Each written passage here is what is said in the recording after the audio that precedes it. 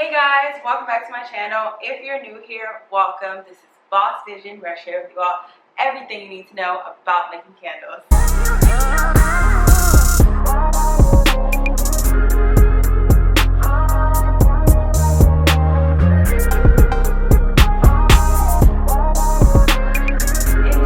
I'm so excited to be sharing with you all how to stay motivated as a small candle business owner. I'll be giving you all 5 great secrets to enhance your candle business journey and encourage you to not quit. You are the marketing team, the shipping and handling, customer service, the lawyer, all of the above, all of these things.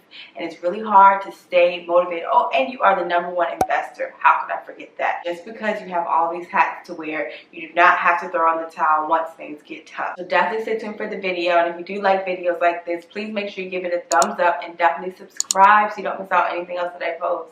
Alright, just jump right into it. Okay guys, #1, you need to set short-term goals. Identify what your expectations are for yourself, even down to this week. Actually take the time to think about your realistic expectations and how you can work towards them each week. Understand that 5K can be broken down into actionable items that you can take towards it.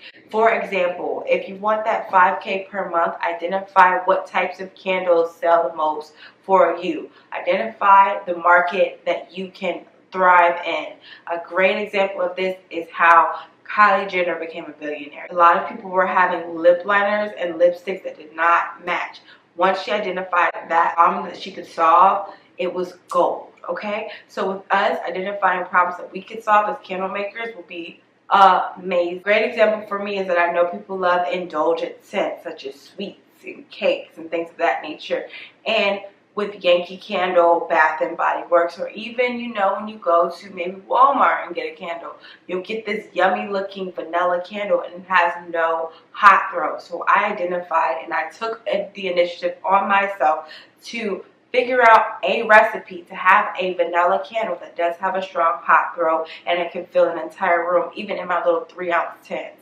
I also created a video on this secret recipe. If you'd like to see that video, here's the link. It's really important for our brains to identify specific steps to get somewhere. You cannot just look at something as this huge item that you would like to accomplish in this gray area in between now and then. You have to actually, get very, very, very technical, even down to your morning routine. If you do want to be financially stable, you do have to have a strong morning routine. And with your morning routine, there has to be a certain level of discipline. Just holding yourself accountable for doing something that nobody else is telling you to do will put you in rooms you've never been put in. You have to be self-disciplined. So having the expectation early on that you are your own boss and that you make the rules for your own life creates a level of respect internally and gives you that supernatural level of confidence that you need to do things that are out of the ordinary. A great example of setting that short-term goal is writing lists. A lot of times our minds are running a mile a minute and you just have all these ideas in place that you want to get done. Give yourself some responsibility there. If you don't write it down and write down when you're getting it done and write down how long it's going to take you to get it done, you're not holding yourself accountable. And in that event, you will be less disciplined and not get your expectations met and not get your long-term goal. I have a larger goal of moving from working in corporate America to working completely for myself, and understand that working out every morning helps with your energy throughout the day, and strength training helps you to be more confident. Instead of internalizing your stress, you should focus on how you can get better. Your short-term goal has to be to change your habit. Once your habits are changed, then you're able to change where you are. Okay guys, #2, you need to set your intentions early on. Identify what your intentions are early on in the day and execute that. Never look at your day as, oh, I don't feel like doing this. Oh, what if I mess this up? Oh, people are not gonna like this.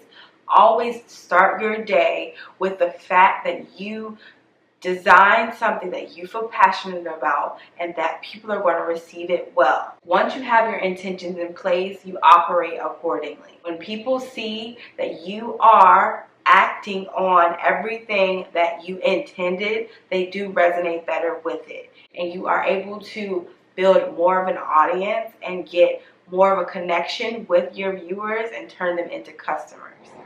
Okay guys, number 3, you need to remember why you started. Take a step back, walk down memory lane, go imagine that day when you added those pouring pictures to your cart, your wicks to your cart, your wax to your cart, and you press checkout. What was going through your mind? Was it an adrenaline rush? Were you really excited? Were you anxious? Were you very, very pumped to actually show people what you are capable of? Once you have that feeling back in your memory, understand that that will keep you going and encourage you to persevere through adverse times, because in this type of business, we have to identify the fact that what we do is of value to way more people than ourselves. Fragrance oils have the ability to be paired with fond memories. So understand the fact that we're not just making random products that smell good. We're making memories. You can incorporate that into your current doubts, fears, and worries. And it's not just about what made you purchase that, but think about what made you want to start making candles in general. Understand that when you decided to make candles, you didn't just, come up with this idea off a whim. Take a step back and really assess what made you want to do this, what inspired you to pursue this wholeheartedly. Because it's not something that a lot of people look into. Me personally, when I looked at candles, I thought, wow, this seems really hard. How do they melt the wax? I saw 1 or 2 videos. It never really occurred to me just how simple it is. I was like, oh my God, what if I blow up? Most strong memory is of fearing that I would burn my house down from making candles. Like, this doesn't seem like a good idea. Or how do they even melt wax? I didn't even grasp the concept of melting wax. And now I am able to teach other people. The reason why we are apprehensive about continuing something that is unknown is because our minds are trained to understand and only be comfortable with what is familiar. And it's fine to just retrain your mind and get uncomfortable, and that way you can actually grow and you can uncover a skill you never knew you had. If you would have told me 2 years ago that I would be making candles, I'm like, you are crazy. I can't even cook. And now I can cook too. It's ridiculous. Number 4, you need to connect with other candle makers. Yes, I cannot stress this enough. It is imperative for you all to actually bounce ideas off each other. That has really given me success and confidence. I'll be honest with you. Stanley Handcrafted, he is a well-known candle YouTuber. He has an amazing, well-established candle business. He teaches everyone about making candles, and he was one of the first people I saw when I was starting my candle journey, because he had all of these great insights into what works best with soy wax, paraffin wax, and what works best with the vessels that I was interested in selling, which are the Dream 10s. And it was really amazing to learn more about the fact that he had a Facebook community that he created. It was called DIY Candle Making from Beginner to Advanced. This was the most amazing idea because candle making is built on trial and error. It is not a perfect science. You do have to learn what works best in your process to actually sell it. You have to ask questions, and you cannot do it alone. Trust me, I wanted to give up so many times because another YouTuber, I won't say her name, but she knows who she is. She probably watched my video. Told me to just use IGI 6006. She did not express the fact that you should not use IGI 6006 alone. Never do it. I'll express it since she didn't. Don't use IGI alone. You should not do that. It will not be easy. So this is parasoy wax. And with parasoy, it's a mix of paraffin and soy. And that does not work great when it's pre-made. A mix between paraffin and soy works best when you do it yourself, girl, when you have that understanding that you need like 75% of soy, 25% of paraffin. But IGI is like 50-50, and that is nightmare because you're going to get those tunnels, you're going to get that sinkhole, you're going to get No hot throw. You're going to have to be very mindful of the temperature that is in your apartment or your home.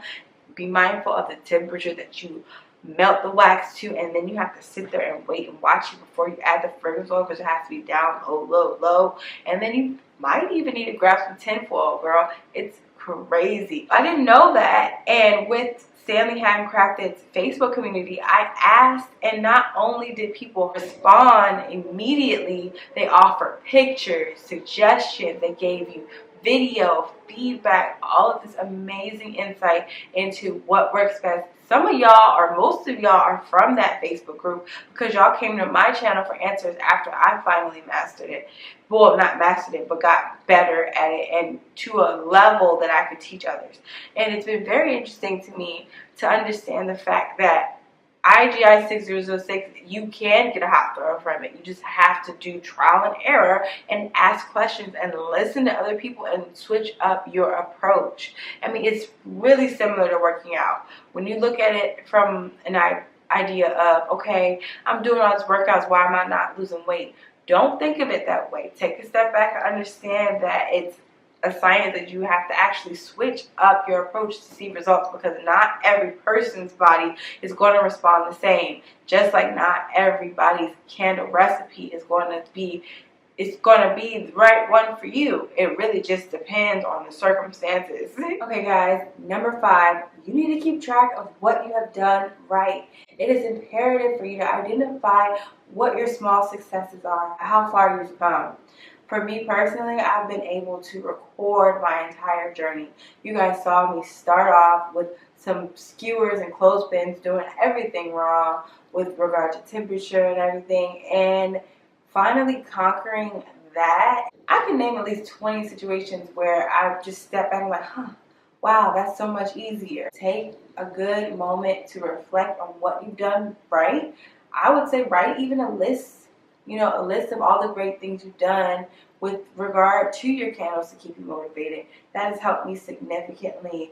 I remember being really nervous about starting. I had started a new job and been in quarantine for about 6 months of just not working, in fear, taking unemployment, in fear of like, this is not going to work. I'm making like $1 from YouTube. My blog is not monetized yet, and I've spent thousands of dollars on candles. What am I going to do?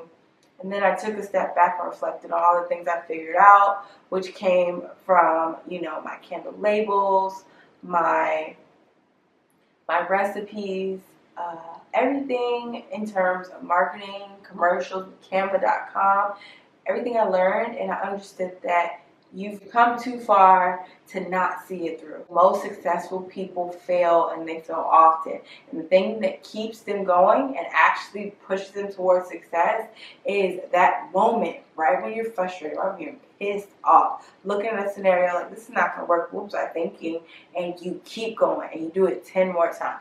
You can tie that same algorithm into your candle making. Once your customers see you say the same thing over and over, they're going to start listening.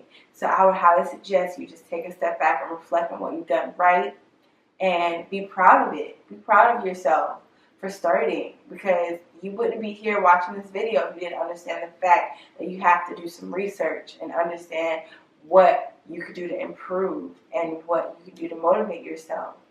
So I definitely encourage you to keep trying and keep at it and understand what made you do this in the first place, and get creative with asking questions to other people and just have fun. Understand that life is not that serious. You don't have to cry if you don't get the best hot throw, okay? All you have to do is switch up your approach. You remember when I showed y'all that video with Cat Williams? Switch it up. Always change your perspective. If you need to go for a walk, if you need to journal, I would highly recommend journaling. It has changed my life. And then just be very grateful for how far you've come, and understand that God will not lead you in the wrong direction, and that if you did get drawn to candles, understand that you got there for a reason, and to keep doing it for the same reason. Hope you all enjoyed this video, and I really enjoyed making it and giving you some insight into how to stay motivated. Comment down below what you all do now to stay motivated, or if you found any of this helpful. I'd love to hear any of your feedback on what you've done in terms of pushing through when you wanted to give up, when you wanted to just throw everything away. And I hope you guys enjoy the rest of your day, your week, your moment, your next hour, girl. Just living your purpose and love life, okay?